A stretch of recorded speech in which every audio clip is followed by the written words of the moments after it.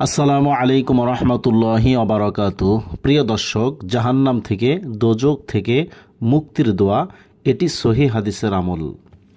হজরত হারিস ইবনু মুসলিম রাদিয়াল্লাহু তাআলা আনহু বলেন, রাসূলুল্লাহ সাল্লাল্লাহু আলাইহি ওয়াসাল্লাম আমাকে বলেন, তুমি ফজরের সালাতের পরেই দুনিয়াবি কথা বলার আগে এই দোয়াটি 7 বার বলবে।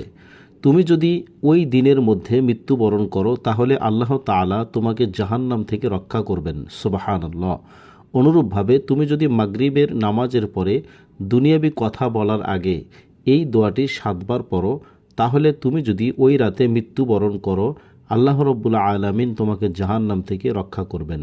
আবু দাউদ শরীফের হাদিস, ৪র্থ খণ্ড ৩২০ পৃষ্ঠার হাদিস। দোয়াটি হচ্ছে আল্লাহুম্মা আজিরনি মিনান্নার, আল্লাহুম্মা আজিরনি মিনান্নার। অর্থ, হে আল্লাহ, আমাকে জাহান্নামের আগুন থেকে রক্ষা করুন।